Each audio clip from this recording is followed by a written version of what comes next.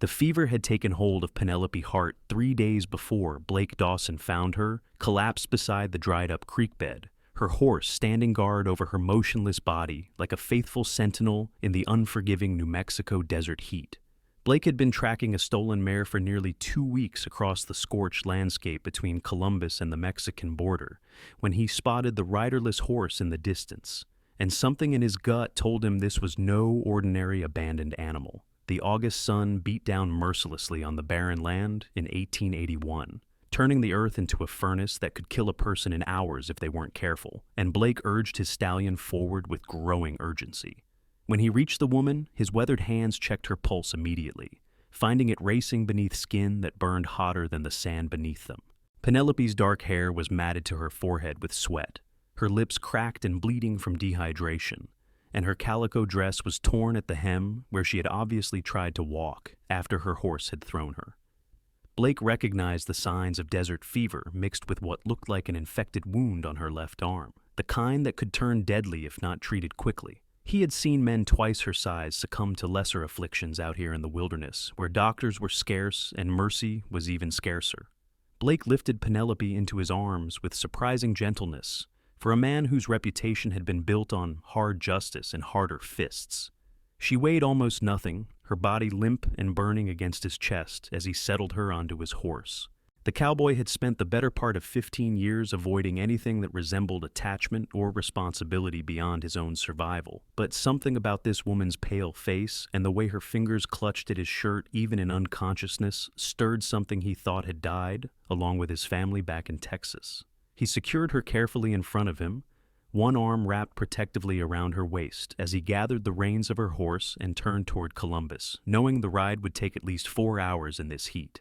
The journey back to town tested every ounce of Blake's endurance as he tried to keep Penelope upright, while maintaining a pace fast enough to save her life, but gentle enough not to jostle her too severely. She mumbled incoherently against his chest, words tumbling out in fevered delirium about someone named Margaret and a ranch and needing to get home before sundown. Blake found himself talking to her, even though she couldn't hear him, his deep voice rough from disuse as he told her to hold on, that she was going to be all right, that he would get her to safety. The words felt foreign in his mouth after years of silence and solitude, years of speaking only when necessary and trusting no one but himself. Columbus appeared on the horizon like a mirage as the sun began its descent toward the western mountains. The small border town, consisting of little more than a general store, a saloon, a boarding house, and a scattering of adobe buildings that housed the few hundred souls brave or foolish enough to make their lives this close to the lawless frontier. Blake rode straight to the boarding house run by Martha Kendrick, a widow who had a reputation for having steady hands and a knowledge of healing herbs that had saved more than one desperate soul. He dismounted carefully, easing Penelope down into his arms before carrying her up the steps to the porch where Martha was already emerging, her sharp eyes taking in the situation with practiced efficiency. "Fever?" Martha asked, already holding the door open as Blake carried his burden inside. "Bad one," Blake confirmed, following the older woman down the narrow hallway to a small room at the back of the house. Found her out by Rattlesnake Creek, been there at least a day, maybe more. Got an infected wound on her arm, too. Martha pulled back the simple quilt on the bed and gestured for Blake to lay Penelope down. "I'll need cool water, lots of it, and whiskey for the wound. You planning to stay or ride out?" Blake stood in the doorway, his hat in his hands, looking at the unconscious woman whose name he didn't even know.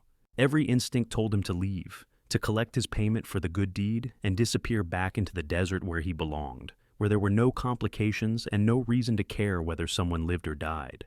But his feet wouldn't move, and his eyes kept returning to Penelope's flushed face, to the way her breathing came in short, labored gasps that spoke of a body fighting a losing battle.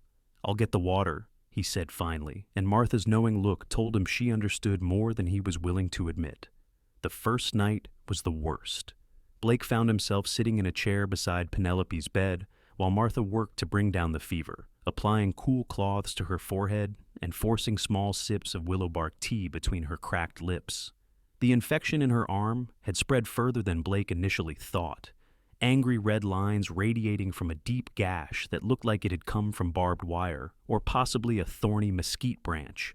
Martha cleaned it with whiskey, causing Penelope to cry out even in her unconscious state. And Blake found his hands gripping the arms of his chair hard enough to make his knuckles white. "She needs someone to watch her through the night," Martha said, as she finished bandaging the wound with clean cloth. "Fever like this, it can turn either way. She needs fluids and cool compresses every hour, and someone to make sure she doesn't hurt herself if she starts thrashing." Blake nodded without thinking. "I'll stay." Martha raised an eyebrow, but didn't comment, simply gathering her supplies and pausing at the door. "There's fresh water in the pitcher on the table, and more cloths in the drawer. Call if you need me. I'm just down the hall." Then Blake was alone with the dying woman, the silence of the room broken only by her labored breathing and the occasional sound of horses and voices from the street outside. He pulled his chair closer to the bed and wet a cloth in the cool water, wringing it out before gently placing it on Penelope's forehead. Her skin was so hot it seemed to sear his fingertips, and a tight feeling settled in his chest that had nothing to do with the stuffy summer air. The hours crawled by with agonizing slowness. Blake changed the compress religiously, his large hands surprisingly gentle as he smoothed the cloth across Penelope's brow and down her neck, where the fever seemed to burn hottest. She tossed and turned, crying out names and fragments of sentences that painted a picture of her life in disconnected pieces. She spoke of a ranch north of Columbus, of cattle and drought, and a sister who had married and moved east. She called for her father, begging him not to go, and Blake realized she was reliving some old grief mixed with her current suffering. Somewhere around midnight, Penelope's fever spiked higher, her whole body beginning to shake with violent tremors that terrified Blake more than any gunfight he had ever faced. He abandoned the chair and sat on the edge of the bed, trying to hold her still enough that she wouldn't injure herself, his arms bracketing her shaking form as he called her name, even though he had learned it only an hour ago from papers in her saddlebag. "Penelope, you have got to fight this. Come on now, you are stronger than this. Stay with me." The words came automatically, flowing from some deep place inside him that he had thought was long dead and buried with everything he had once loved. Blake had not prayed since he was 17 years old, since the day he found his parents and younger brother dead from cholera while he had been away working a neighboring ranch. He had raged at God then, demanding to know why he had been spared while everyone he loved was taken. And when no answer came, he had turned his back on faith entirely. Prayer was for people who still believed the world had meaning, who thought someone was listening to their desperate pleas in the darkness. But now, with Penelope Hart dying in his arms despite everything he was doing to save her, Blake felt words forming in his mind that he had not spoken in over 15 years. They were clumsy and uncertain, rusty from disuse, but they came nonetheless. He found himself whispering into the darkness of that small room, his voice cracking with emotion he couldn't contain. "Please, I do not know if you are listening or if you even care about one broken cowboy and a woman who probably has family somewhere who loves her. But she does not deserve to die alone out here. If you have any mercy left, if there is any justice in this world, let her live. Take me instead if you need someone, but let her live." The prayer felt like pulling thorns from an old wound, painful and raw and necessary. Blake had not realized how much anger he had been carrying all these years, how heavy the burden of his grief and abandonment had become. Tears he had not shed since he was a boy slipped down his weathered cheeks as he held Penelope close, feeling her heart racing against his chest like a frightened bird. He prayed with a desperation that surprised him, bargaining and pleading, and finally just asking simply and honestly for this one woman's life to be spared. Dawn broke slowly over Columbus, painting the sky in shades of pink and gold that filtered through the thin curtains of the boarding house room. Blake sat slumped against the headboard with Penelope still cradled in his arms, his eyes closed in exhausted prayer or sleep. He wasn't sure which anymore. The first thing he noticed was that his shirt was no longer burning from the heat of her body pressed against him. The second thing he noticed was that her breathing had evened out, no longer the desperate gasps of someone fighting for every breath. Blake's eyes flew open and his hand went immediately to Penelope's forehead, his heart nearly stopping when he felt skin that was warm but no longer scorching. The fever had broken. Sometime in those dark hours between his prayer and the sunrise, something had shifted, and Penelope Hart had stepped back from the edge of death. Blake let out a breath he hadn't realized he was holding, his arms tightening around her briefly before he carefully laid her back against the pillows and stood on shaking legs. Martha appeared in the doorway as if summoned, her eyes taking in the scene with practiced assessment. She moved to the bed and checked Penelope's pulse and temperature, nodding with satisfaction. The fever broke. She will sleep now, probably for most of the day, but she should wake up weak but on the mend. The older woman turned to look at Blake, really look at him, and something in her expression softened. "You did good, Cowboy. You saved her life." Blake shook his head, not trusting himself to speak. He felt scraped raw inside, hollowed out, and refilled with something he couldn't name. The prayer still echoed in his mind, and with it came the terrifying realization that he cared whether Penelope Hart lived or died, cared more than he had allowed himself to care about anything in 15 years. It would be easy to walk away now, to tell himself he had done his duty and leave before she woke up and complicated everything with gratitude and questions. "I should go," Blake said, his voice hoarse. "I have business to attend to." "You look like you have not slept in 2 days," Martha observed dryly. "There is a room upstairs if you want to rest before you ride out. On the house, considering you brought me a patient and then did all the nursing yourself." Blake knew he should refuse, should saddle his horse and ride back out into the desert where he belonged. Instead, he heard himself saying, "Just for a few hours. Want to make sure she really is all right before I go." Martha's small smile told him she knew exactly what he was doing, but she simply nodded and led him upstairs to a tiny room with a narrow bed and a window overlooking the street. Blake collapsed onto the mattress still fully dressed, his gun belt the only thing he bothered to remove, and fell into a sleep so deep it felt like drowning. He woke near sunset, disoriented and aching, his body protesting the awkward position he had held most of the previous night. For a moment, Blake couldn't remember where he was or why, and then it all came rushing back with startling clarity. Penelope, the fever, the prayer. He sat up quickly, running his hands through his hair before grabbing his hat and heading downstairs with purposeful strides that had nothing to do with checking on a patient and everything to do with a pull he couldn't explain. Martha was sitting in the room with Penelope when Blake appeared in the doorway, and the older woman stood with another one of those knowing smiles. "She woke up about an hour ago, drank some broth, and is asking about what happened. I will leave you two to talk."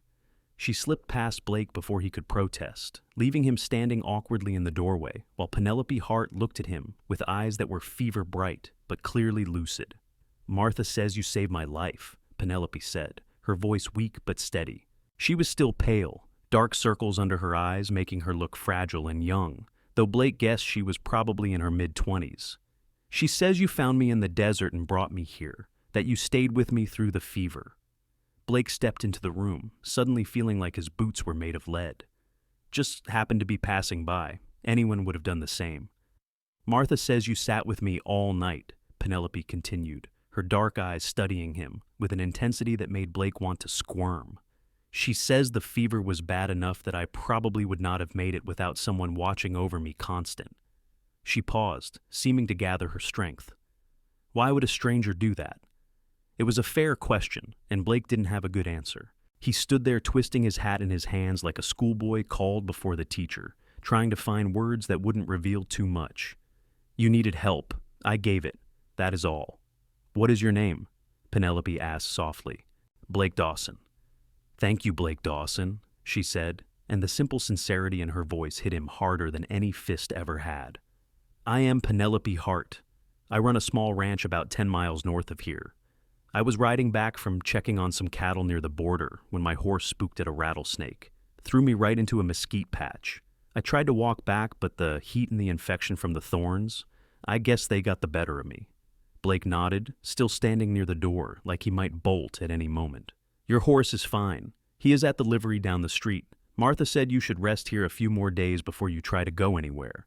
I cannot afford to stay here for days," Penelope said, frustration creeping into her weak voice. "I have a ranch to run, cattle that need tending. My hired hand quit last month, and I have been managing everything myself. If I am gone too long, everything will fall apart." "Everything will definitely fall apart if you are dead," Blake pointed out bluntly. "You need rest and time to heal, or that infection will come back worse than before."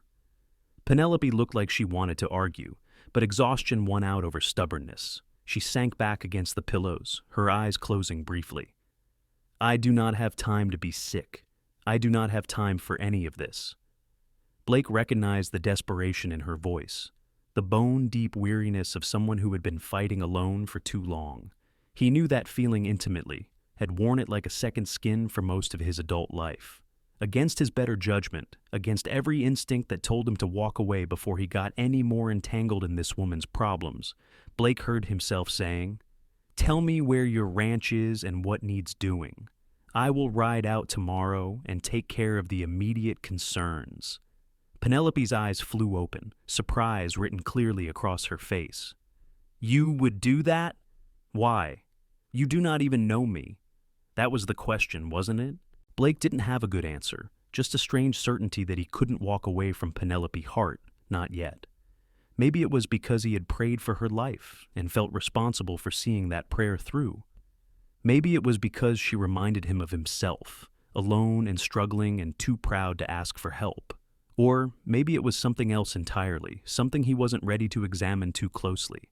"Consider it payment for room and board," he said gruffly. "Martha is putting me up for free, so I might as well make myself useful."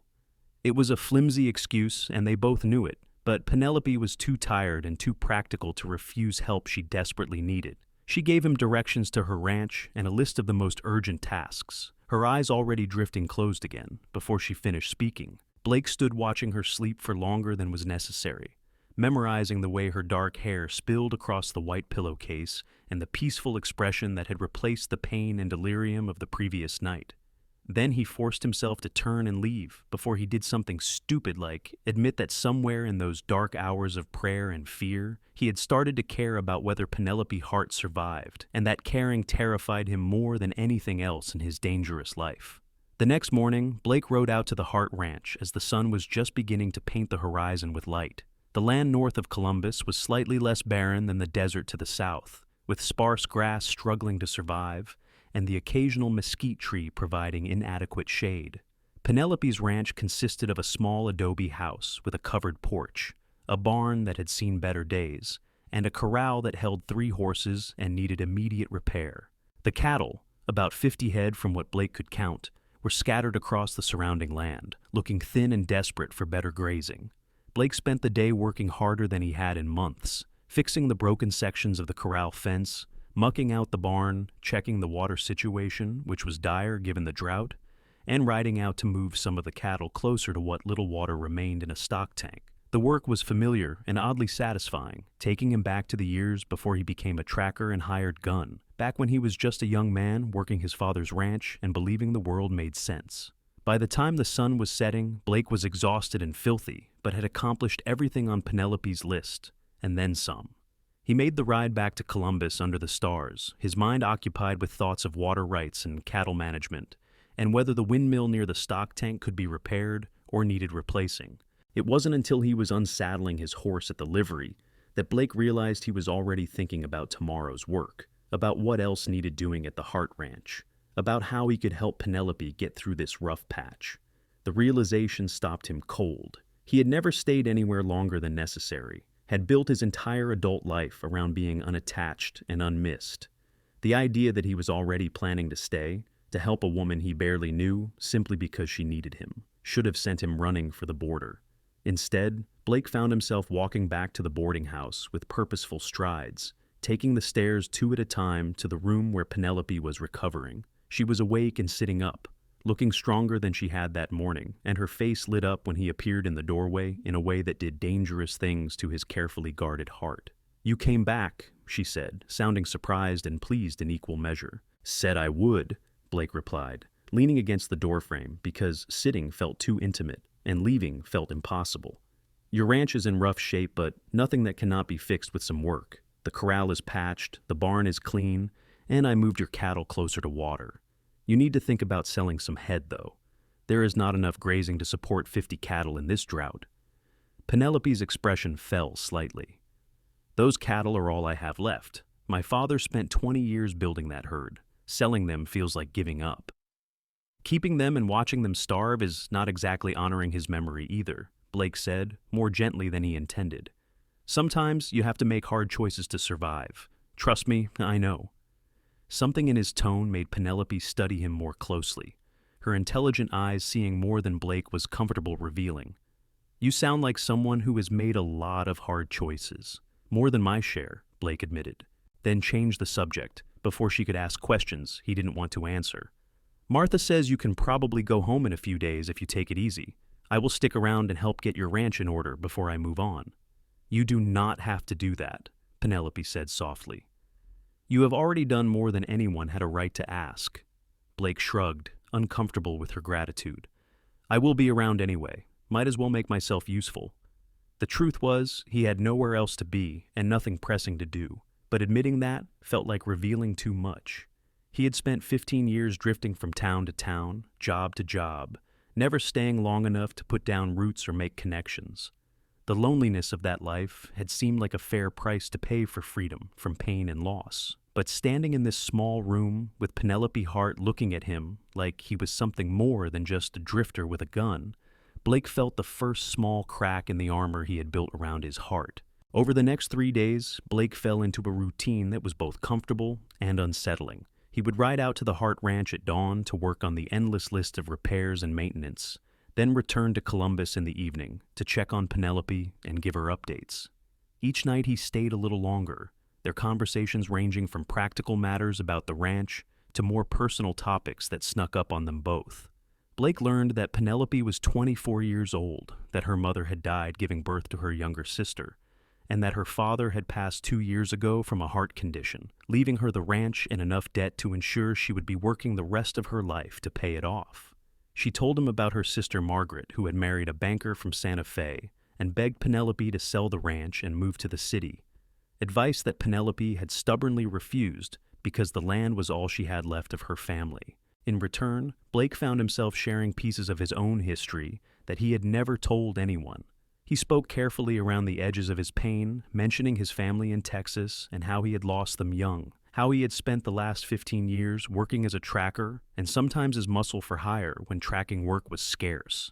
He didn't mention the prayer or how terrified he had been when he thought she was dying, but something in Penelope's eyes told him she suspected there was more to the story than he was saying. On the 4th day, Martha declared Penelope well enough to go home, though she cautioned her to take things slowly and not overdo it. Blake hitched up a wagon he had borrowed from the livery and drove Penelope back to her ranch, acutely aware of her sitting beside him on the bench seat, close enough that their shoulders bumped with every rut in the rough road. The contact sent sparks through him that had nothing to do with the August heat and everything to do with the growing awareness that Penelope Hart had somehow slipped past his defenses when he wasn't looking. When they arrived at the ranch, Penelope gasped at the sight of her property. In the 4 days Blake had been working, he had not only completed all the repairs she had mentioned, but had also painted the corral fence, replaced broken shingles on the barn roof, and cleared the overgrown weeds from around the house. The place looked cared for in a way it hadn't since her father died, and Blake felt an unfamiliar flush of pride at her obvious pleasure. "Blake, this is incredible," Penelope said, her voice thick with emotion. "I cannot believe you did all this." "Still needs work," Blake muttered, embarrassed by her praise. "The windmill needs replacing, and you really should consider selling at least 20 head of cattle before winter. But it will do for now." Penelope turned to face him, her dark eyes serious. "Why are you really doing this? And please do not tell me it is just to pay back Martha for room and board. Nobody works this hard out of obligation to a stranger." Blake looked away, unable to hold her gaze while he tried to figure out how to answer a question he had been asking himself. The truth was complicated and scary, and involved admitting that he cared about her, that somewhere between finding her dying in the desert and praying for her life and watching over her fever, Penelope Hart had become important to him in a way that defied logic or self-preservation. "When I found you out there," Blake said slowly, choosing his words with care, "you were dying. I could see death on you, could feel it in how hot your skin burned and how your heart raced like it was trying to escape your chest. I have seen a lot of death in my life, probably more than most people should, and I have always just accepted it as part of how things are. People die. Life is hard and short, and then it is over." He paused, his hands clenching on his knees.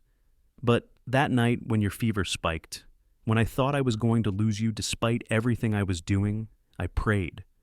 I have not prayed in 15 years, not since my family died, and I decided God either did not exist or did not care. But I prayed for you, begged God to let you live, offered to trade places with you if that was what it took." Penelope's breath caught, but she didn't interrupt, sensing there was more he needed to say. "The fever broke right after that," Blake continued. "Maybe it was coincidence. Maybe it would have happened anyway.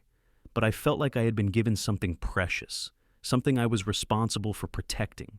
You asked why I am doing this, and the truth is I do not really know. Maybe I am trying to make sure my prayer was not wasted. Maybe I just needed to feel useful again, to care about something more than my next job or where I would sleep that night. Or maybe I just did not want to walk away from you." The last sentence came out barely above a whisper, but in the quiet of the ranch with only the wind and the distant sound of cattle, it rang loud as a gunshot. Blake finally forced himself to look at Penelope and found her staring at him with tears streaming down her face and an expression he couldn't quite read. "No one has ever prayed for me before," she said softly. "No one has ever cared enough to bargain with God for my life." "Then people are fools," Blake said gruffly, uncomfortable with the intensity of the moment. "You are worth praying for, Penelope Hart. You are worth a lot more than that." The distance between them seemed to evaporate as Penelope reached out and took his hand, her small fingers wrapping around his calloused palm with surprising strength. "Stay," she said simply. "Do not just help me get the ranch in order and then ride away. Stay here and work with me. I cannot pay much, not until I get back on my feet, but I can offer room and board and a share of whatever profit we make. I need help, Blake, and I think maybe you need a place to belong for a while." Every instinct Blake had developed over 15 years of solitary living screamed at him to refuse, to make some excuse and ride away before he got any more attached. But there was another voice, quieter but insistent, that had been growing louder since he prayed over Penelope's sickbed. It was the voice that remembered what it felt like to have a home and family, to care about something beyond mere survival. It was the voice that recognized Penelope as someone worth staying for, worth taking a risk on, even if it meant eventually facing the pain of loss again. "All right," Blake heard himself say, "I will stay." The smile that broke across Penelope's face was like sunrise after a long, dark night, bright and warm and full of promise. She squeezed his hand once before letting go, suddenly self-conscious, and turned toward the house. "I should go inside and see what kind of mess the place is in. Will you help me unload my things from the wagon?" Blake nodded, not trusting his voice, and followed her into what was apparently going to be his new home. The realization both terrified and exhilarated him in equal measure. The days that followed settled into a comfortable rhythm that surprised Blake with how natural it felt. He moved into the small room off the barn that Penelope's father had used for hired hands, a space just big enough for a bed and a trunk, but which Blake found more welcoming than any of the countless hotel rooms and boarding houses he had inhabited over the years. He woke before dawn each morning to tend the horses and cattle, spend his days working on the endless repairs and improvements the ranch required, and shared his evenings with Penelope on the porch of the main house, talking about everything and nothing, while the sun painted the desert in shades of orange and red. Penelope proved to be harder working and more capable than any woman Blake had ever known. Despite Martha's warnings to take things easy, she was up and working alongside him within days, her arm still bandaged but her determination unshakable.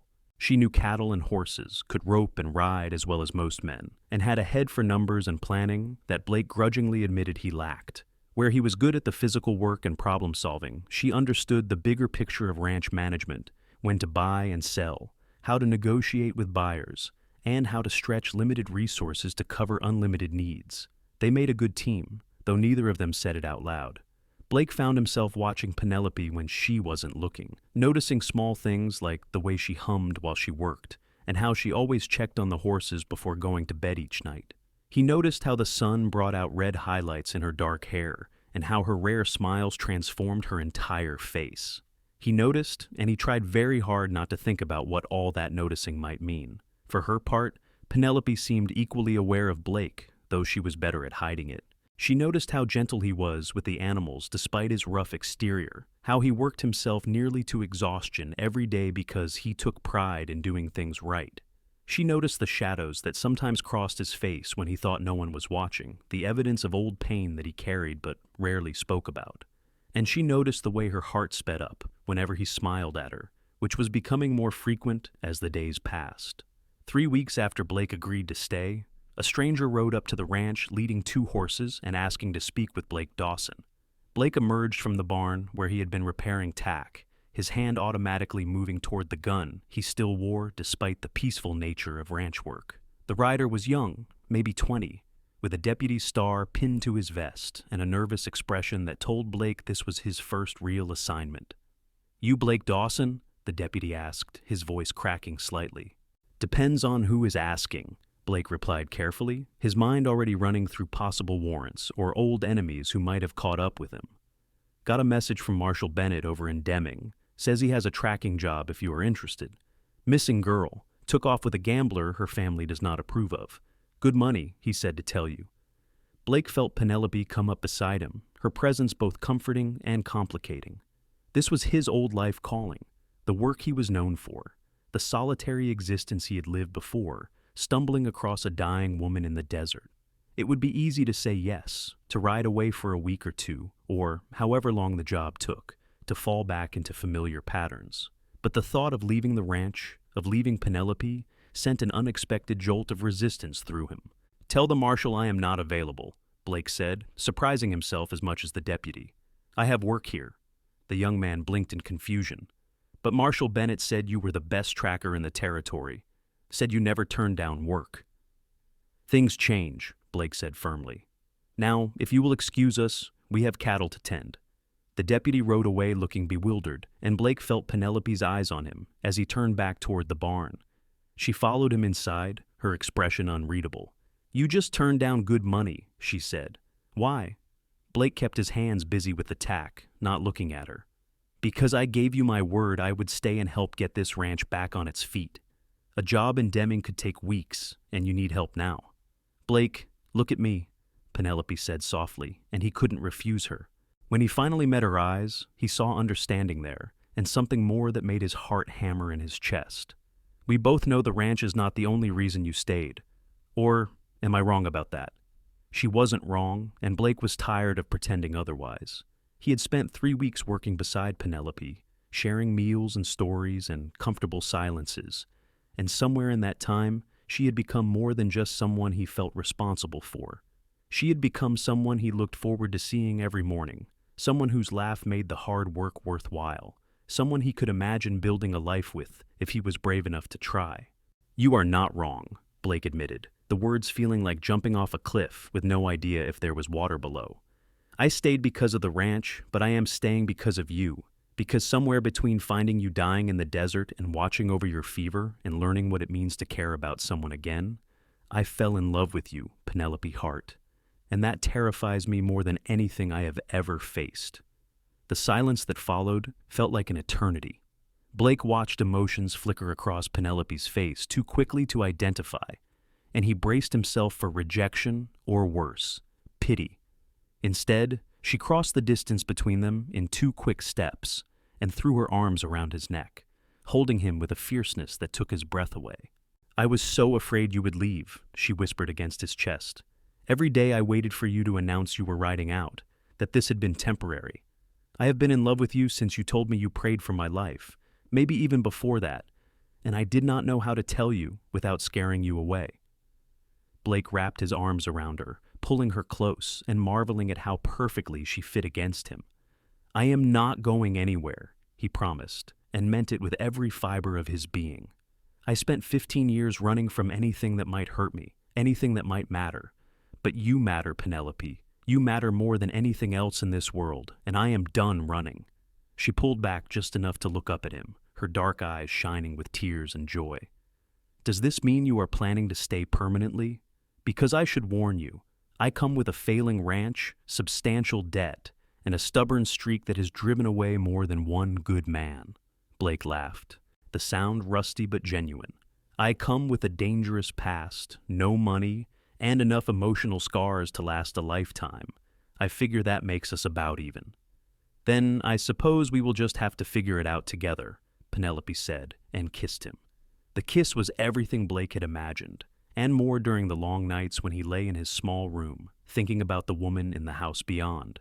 It was gentle and fierce, tentative and certain, a promise and a beginning, all wrapped into one perfect moment. When they finally pulled apart, both breathing hard, Blake rested his forehead against Penelope's and tried to remember why he had ever thought being alone was preferable to this. "Marry me," he said, the words surprising them both. "I know it is fast. I know we have only known each other a few weeks, but I have never been more certain of anything in my life. Marry me, Penelope, and let me spend the rest of my days making sure you never regret it." Penelope laughed through her tears, nodding enthusiastically. Yes, of course I will marry you. Though I should warn you that Martha is going to say she saw this coming from the moment you refused to leave my sickbed." "Martha is a smart woman," Blake said, and kissed her again because he could, because she was his now, in a way that felt both terrifying and absolutely right. They were married 2 weeks later in a simple ceremony at the small church in Columbus, with Martha standing up for Penelope and the local blacksmith serving as Blake's witness. The whole affair took less than an hour, but Blake felt the weight of the vows settle over him like a mantle, solid and real and permanent in a way nothing in his life had been since he was 17 years old. When he slipped the simple gold band he had bought with most of his remaining savings onto Penelope's finger, he felt like he was finally coming home after 15 years of wandering. The wedding night was spent in Penelope's house, which was now their house, a fact that filled Blake with quiet wonder. They lay together in the darkness, learning each other with gentle hands and whispered words, building the foundation of an intimacy that would sustain them through the hard times ahead. Blake had been with women before in the meaningless encounters that marked his years of drifting, but nothing had prepared him for the profound difference of making love to someone he cherished, someone who knew his darkest secrets and loved him anyway. Afterward, Penelope lay with her head on Blake's chest, her fingers tracing idle patterns on his skin. "Tell me about your family," she said softly. "The real story, not the edited version you gave me before." Blake stiffened slightly, then forced himself to relax. If they were going to build a life together, she deserved to know the truth, deserved to understand why he had spent so many years running from anything that resembled love or permanence. "I grew up on a ranch in Texas," Blake began, his voice low and rough with old grief. "My father was a good man, hard worker, taught me everything I know about cattle and horses. My mother was kind, always singing while she worked. And I had a younger brother, Nathan, who was 12 when he died. I was 17, working a cattle drive for a neighboring ranch to earn extra money. Was gone for 3 weeks, and when I got back, my whole family was dead from cholera. They had been gone for days before I even knew they were sick." His voice broke slightly and Penelope held him tighter, offering silent comfort. "I buried them myself," Blake continued. "Dug 3 graves in the family plot and said words over them that felt empty because I could not understand why God would take them and leave me. I was so angry, Penelope. Angry at God, angry at myself for not being there, angry at the world for being cruel and unfair. I sold the ranch to pay off my father's debts and started drifting, telling myself I was better off alone, that if I never cared about anything or anyone, I could never be hurt like that again. But you cared about me," Penelope said, her voice thick with tears for losses she had never known. "You prayed for me." "I did," Blake agreed. "And that night when I thought I was losing you, I finally understood that all these years of running, of refusing to care, had not protected me from pain. It had just made me hollow. You saved me, Penelope, just as much as I saved you. You gave me a reason to stop running, to take a chance on loving someone again, even though I know someday it will end and hurt worse than anything I can imagine. But the alternative is living half a life, and I am done with that." They held each other in the darkness, 2 wounded souls who had found healing in each other, and Blake felt something ease in his chest that had been tight since he was 17 years old. He had spent so many years carrying his grief and anger like armor, but Penelope had slipped past his defenses and shown him that vulnerability and love were not weaknesses, but the greatest strengths a person could possess. The months that followed were hard work, but filled with a contentment Blake had never expected to feel. Together, he and Penelope made the difficult decision to sell 20 head of cattle, using the money to pay down debts and make crucial improvements to the ranch. Blake proved to have a talent for horse breeding, and they began focusing on raising quality horses in addition to the cattle, finding a more profitable niche than ranching alone. Penelope's business sense combined with Blake's work ethic created a partnership that was stronger than either of them could have achieved alone. They had their struggles, of course. The drought persisted through the fall, testing their water resources and their patience. There were arguments about money and decisions, moments when old patterns of isolation or stubbornness threatened to drive wedges between them. But they worked through each conflict with honesty and determination, learning to trust each other and themselves. Blake discovered that being married meant being vulnerable in ways that still scared him, but the reward of sharing his life with Penelope was worth every moment of fear. Winter came to southern New Mexico with cold nights and crisp mornings, and with it came news that Penelope was pregnant. Blake received the information with a mixture of joy and terror so intense he had to sit down. The thought of becoming a father brought back memories of his own father and brother, reminded him of how fragile life could be, and how quickly everything he loved could be taken away. But Penelope held his hands and reminded him that fear was no reason to avoid joy, that their child would be loved and cherished regardless of what the future held.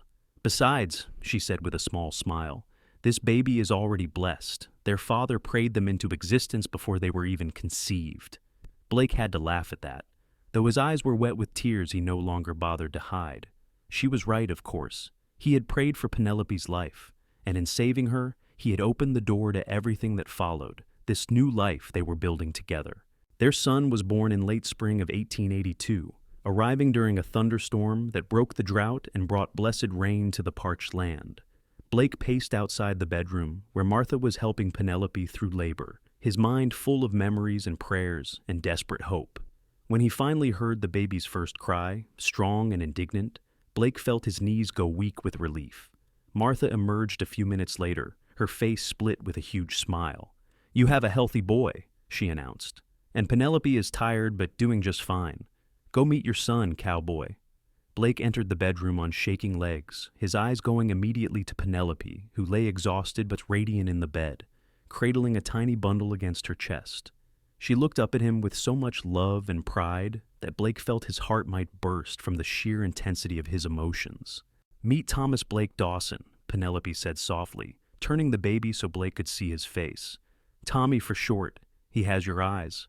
Blake sat carefully on the edge of the bed, staring in wonder at the tiny person who had somehow become the center of his universe in an instant.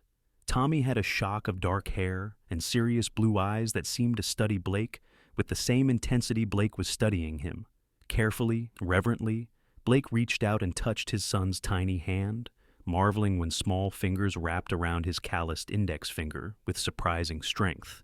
"Hey there, Tommy," Blake whispered, his voice rough with emotion. "I am your father.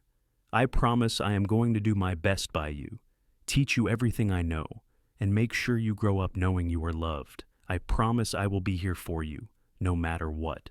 It was a vow spoken with the same solemnity as his wedding vows, a promise Blake intended to keep with every breath in his body. Looking at his son and his wife, at this family he had somehow been blessed with, despite all his years of running and refusing to care, Blake felt the last pieces of his broken heart finally heal. He had lost one family to disease and fate, but he had been given a second chance, and he was determined not to waste it. The years that followed were full and rich in ways Blake had never imagined possible. The ranch prospered as their horse breeding operation gained a reputation for quality, bringing in enough income to finally pay off Penelope's father's debts and even expand their land holdings. Tommy grew into a curious, energetic boy who followed Blake everywhere, asking endless questions and showing an early aptitude for working with animals. Blake taught his son to ride and rope, to read the weather and the land, and most importantly, to be kind and honest in all his dealings. When Tommy was 3, Penelope gave birth to their daughter, Anna, a tiny, fierce creature who had her mother's dark eyes and determination. Blake was less terrified the second time around, though he still said prayers of thanksgiving when both mother and daughter came through the birth, healthy and strong. Anna proved to be every bit as headstrong as her mother, and Blake often joked that he was hopelessly outnumbered in his own home. Margaret, Penelope's sister, visited from Santa Fe with her banker husband and 2 children, and Blake watched with quiet satisfaction as Penelope showed off the ranch and the life she had built, proof that she had been right to stay and fight for what she loved. Margaret pulled Blake aside before they left, her expression serious. "Thank you for taking care of my sister," she said simply. "I worried about her so much after Father died, worried she would work herself to death, trying to hold on to this place. But you have made her happy in a way I have never seen before. She loves you very much." "I love her more," Blake replied, and meant it with every fiber of his being. Time passed in the way it does when life is full and good, marked by birthdays and holidays and the changing seasons. Blake watched his children grow, with a mixture of pride and wistful sadness that they were moving so quickly toward independence. He taught Tommy the family stories about the grandparents and uncle the boy had never met, determined that his first family would not be forgotten even as he cherished his second. And he continued to pray, not just in moments of desperation, but in daily gratitude for the life he had been given, the family he had been blessed with. On a warm evening in the summer of 1889, Blake sat on the porch of the ranch house watching the sun set over the desert, his arm around Penelope, while Tommy, now 7, and Anna, 4, played in the yard with a new puppy they had acquired. Blake was 40 years old, weathered by sun and work, but content in a way his 17-year-old self would never have believed possible. Penelope leaned her head against his shoulder, sighing with satisfaction. "Do you ever regret it?" she asked quietly. "Giving up your old life of tracking and drifting to settle down with a wife and children in a failing ranch?" Blake turned to look at her, seeing the woman who had changed everything, who had taught him that love was worth the risk of loss, that building a life with someone was the bravest thing a person could do. "Never," he said firmly. "You saved me, Penelope. You and the children, this ranch, this life. I was dead inside before I found you in that desert, just going through the motions of living. But you brought me back to life, taught me how to care again, how to love. I would not trade a single moment of the last 8 years for anything." "Even the hard parts?" Penelope asked with a smile. "The drought and the debts and the sleepless nights with babies?" "Especially those parts," Blake said, "because they are part of the whole, part of what makes this life real and precious. I spent so many years trying to avoid pain that I avoided everything good too. But pain is just proof that we are alive, that we care about something beyond ourselves. And I would rather have a life full of both joy and sorrow with you than an empty life alone." Penelope kissed him softly. "You know, Martha still talks about that night you watched over my fever. She says she knew then that you were different, that most men would have left me with her and ridden out without looking back. She says she saw you pray." Blake felt his face warm with embarrassment. "I thought I was alone." "You were never alone," Penelope corrected gently. "God was listening, Blake. Your prayer was answered. And not just because my fever broke, but because you were finally open to receiving all the good things you had been running from. You prayed for my life, but I think God gave you your own life back in return." It was a thought Blake had considered many times over the years, the idea that in saving Penelope he had somehow saved himself, that his desperate prayer in that dark room had been the beginning of his own resurrection. He had been so angry at God for so long, had felt abandoned and betrayed by a deity who allowed good people to suffer and die. But sitting on his porch with his wife beside him and his children playing nearby, Blake could see the thread of grace that had run through his entire life. Even the darkest parts. His first family had been taken, and that was a grief he would carry forever. But he had been given a second chance, a new family built on love and prayer and stubborn determination not to give up even when things seemed impossible. "I still miss them," Blake said quietly, knowing Penelope would understand he meant his parents and brother. "I do not think about them every day anymore, but there are moments when I want to tell my father about something Tommy did, or wish my mother could meet Anna, and I feel guilty sometimes, like loving you, and the children means I am betraying their memory." "Love does not work that way," Penelope said firmly.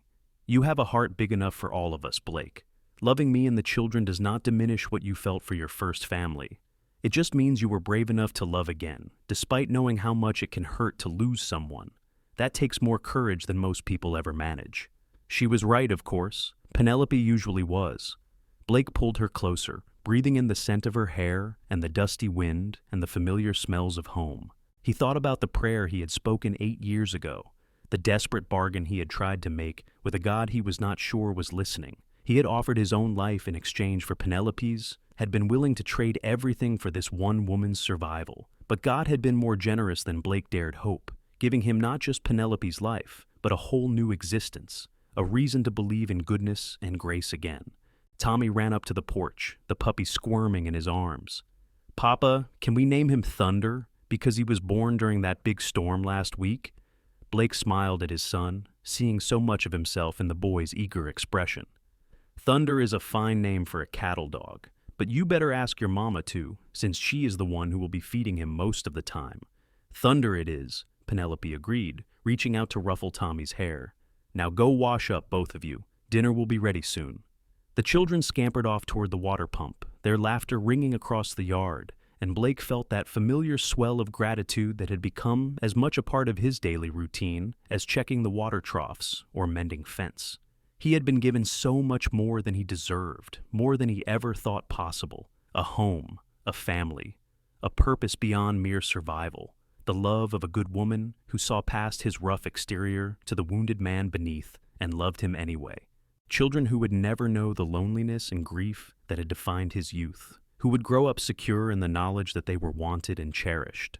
"I love you," Blake said to Penelope, words that came easily now, after years of practice, but still carried the weight of everything he felt. "Thank you for not dying in that desert. Thank you for letting me stay. Thank you for giving me a reason to pray again, and a reason to believe those prayers might be heard." Penelope turned in his arms, her eyes soft with emotion. "I love you too, Blake Dawson. You watched over my fever like I was precious, and in doing so, you showed me what it means to be truly loved. You prayed for the first time in years, and your prayer changed both our lives. I will thank God every day for the rest of my life that you were the one who found me in that desert, that you were the one who refused to let me die, that you were the one who had the courage to love me." They sat together as the sun sank below the horizon, painting the sky in brilliant shades of orange and purple and red, while their children played and the cattle lowed in the distance, and the land they had worked so hard to tame spread out around them like a promise kept. Blake thought about the long, hard road that had brought him to this moment, the years of grief and anger and loneliness that had finally led him to a dried-up creek bed where a dying woman had changed everything. He thought about the prayer he had spoken in desperation and fear, the first tentative reaching out to a God he had thought abandoned him. And he thought about how far he had come from that bitter 17-year-old boy who had buried his family and vowed never to care about anything again. That boy had been so afraid of pain that he had closed himself off from joy, had spent 15 years existing rather than living. But Penelope had cracked open his defenses, had shown him that love was always worth the risk, that building a life with someone was the most important work a person could do. The door opened behind them, and Tommy called out that dinner was ready, that Anna had set the table and was very proud of herself. Blake stood and offered his hand to Penelope, pulling her to her feet and into a brief embrace before they went inside to join their children. As he followed his wife through the door of their home, Blake sent up a silent prayer of thanksgiving, not a desperate bargain this time, but a simple, heartfelt expression of gratitude for all he had been given. "Thank you," he prayed. "Thank you for hearing me that night, for giving Penelope back her life and giving me mine. Thank you for this family, this home, this second chance I never thought I would receive. I do not know what I did to deserve such blessings, but I promise to honor them every day for as long as I live." Inside, the house was warm and bright with lamplight, filled with the sounds of his children's voices and the smell of Penelope's cooking. Blake took his seat at the head of the table, Tommy on his right and Anna on his left, with Penelope across from him, smiling in a way that still made his heart race even after 8 years of marriage. He looked around at these people who were his entire world, who had given him purpose and meaning, and a reason to wake up every morning with hope instead of dread.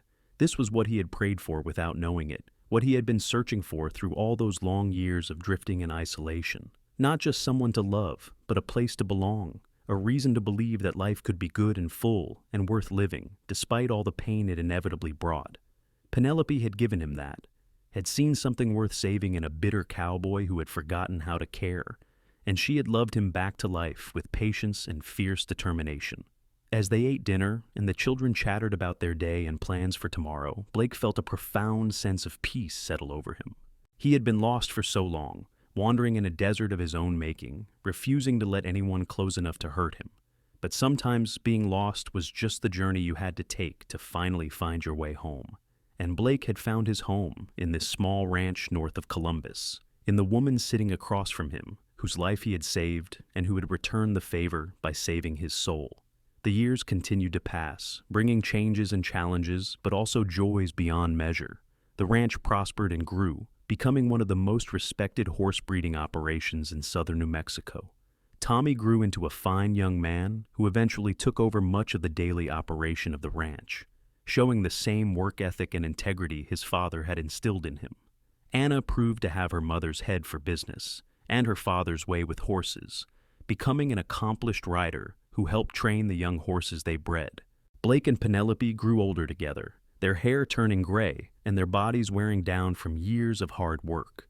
But their love only deepened with time.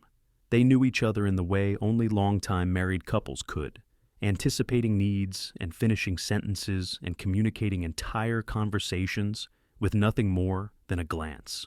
On their 20th wedding anniversary, Blake gave Penelope a locket containing a tiny photograph of them from their wedding day, along with a lock of hair from each of their children. "So you can carry us all with you always," he said, fastening it around her neck with fingers that were still gentle despite their arthritic joints. Penelope touched the locket with tears in her eyes. "I have carried you in my heart since the day you found me in that desert," she said, "since the moment I woke up from my fever and learned that a stranger had refused to leave my side, that a man who barely knew me had prayed for my life. Everything good in my life started with you, Blake. You are my hero and my love and my very best friend." They held each other in the same bedroom where Blake had first watched over Penelope's fever 20 years earlier, in the same house they had made their home and raised their children. So much had changed since that desperate night, when Blake had prayed for the first time in 15 years, bargaining with God for one woman's life. But some things remained constant through all the changes, the love they shared, and the commitment they had made to face whatever came together. As Blake approached his 60th year, his body finally began to slow down in ways that even his stubborn determination could not overcome. The years of hard work had taken their toll, and though he tried to hide it from Penelope, she knew him too well to be fooled. She insisted he see a doctor in Deming, and the news was not good. His heart was failing, worn out from decades of physical labor and stress. The doctor said he might have a few more years if he took things easy, but they both knew Blake Dawson had never taken things easy in his entire life. Penelope cried when he told her, holding him while her shoulders shook with sobs she tried to muffle. Blake stroked her hair and made soothing sounds, his own heart breaking at the thought of leaving her, even though he had always known this day would come eventually. Death was inevitable, the price every living thing paid for the privilege of existence. But oh, he did not want to leave her, did not want to miss even a moment of the life they had built together. "I am not afraid of dying," Blake told her truthfully. "I made my peace with death a long time ago. But I am terrified of leaving you, of not being here to hold you and talk to you and watch the sunset from our porch. I wish I could have 100 more years with you, Penelope. 1,000 would not be enough. Then we will make the most of whatever time we have left," Penelope said fiercely, lifting her tear-stained face to look at him. "We will not waste a single day on regret or fear. We will love each other with everything we have, and when the time comes, you will go knowing that you were loved completely and without reservation, from the moment I opened my eyes and saw you watching over me." Blake had 2 more good years, during which he saw Tommy marry a sweet young woman from Columbus, and Anna become engaged to a horse trainer from Las Cruces. He held his first grandchild, Tommy's son, and marveled at the continuation of the family line he had thought ended when his brother died. He worked when he could and rested when he must, always with Penelope beside him, her presence a comfort that eased even the worst days. On a cool autumn evening in 1903, Blake sat on the porch with Penelope for what would be the last time, though neither of them knew it yet. The sunset was particularly beautiful, the sky painted in colors so vivid they seemed almost unreal. Blake held Penelope's hand, their fingers intertwined with the easy familiarity of 2 people who had spent decades learning every detail of each other. Do you remember the night you found me? Penelope asked softly, her eyes on the horizon. Every detail, Blake confirmed. I remember thinking you were already dead when I first saw you lying there. Remember how hot your skin was, how your heart raced like a frightened bird. Remember praying for the first time in 15 years, begging God to let you live. That prayer saved both our lives, Penelope said. It brought you back to faith and gave us this beautiful life together. 22 years, Blake. 22 years of love and laughter and hard work and children and everything that makes life worth living. Even if it ends tomorrow, I would not change a single thing. Neither would I, Blake agreed. You were precious to me from that very first night, even before I knew your name or anything about you. I watched over your fever like you were the most important thing in the world, and it turned out you were. You became my world, Penelope. You and the children and this ranch and this life we built together.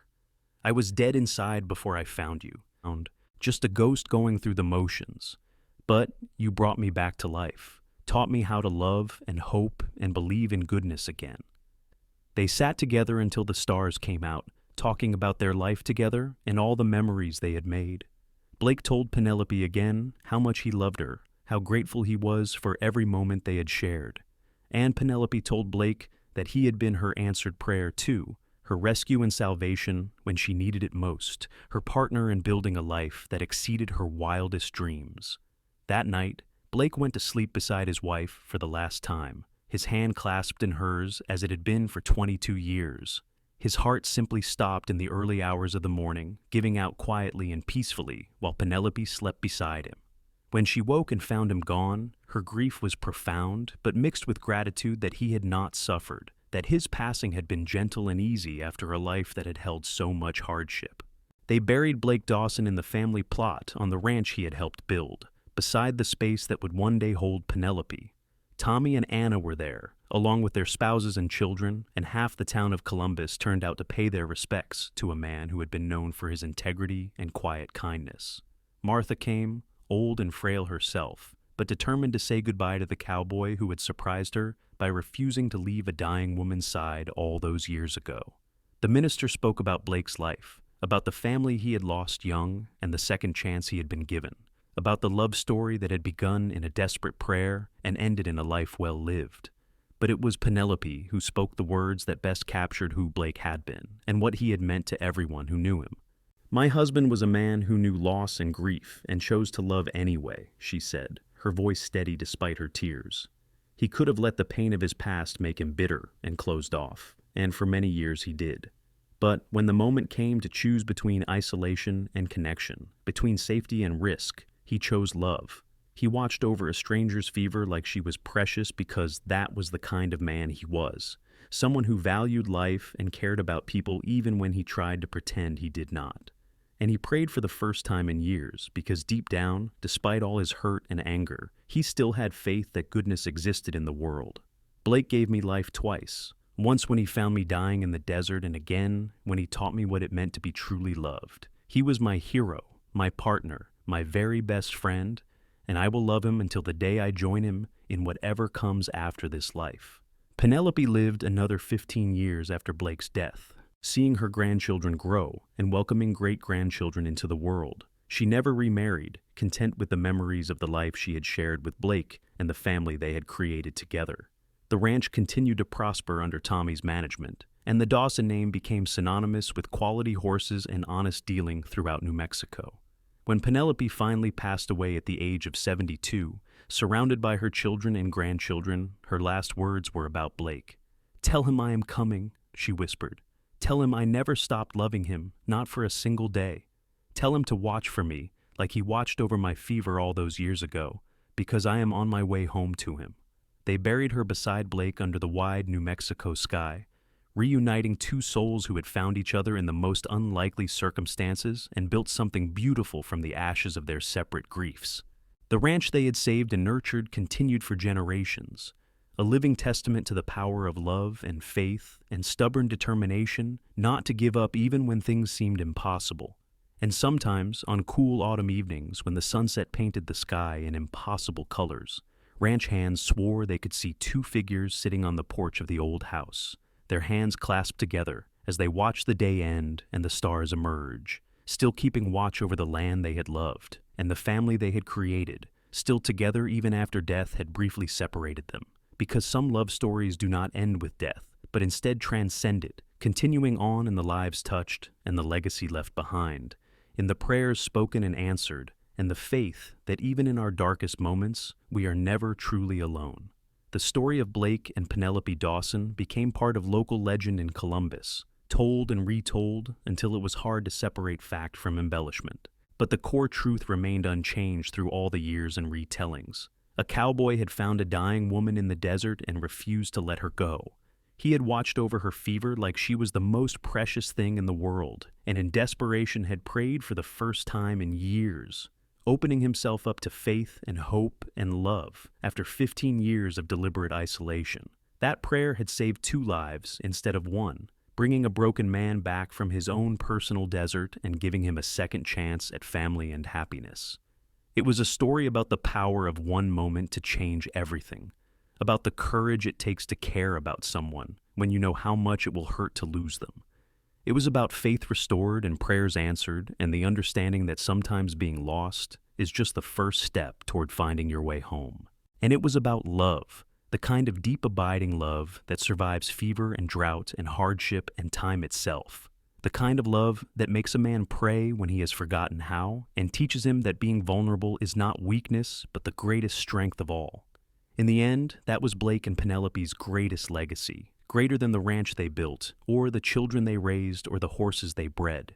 They left behind the knowledge that it is never too late to choose love over fear, connection over isolation, hope over despair.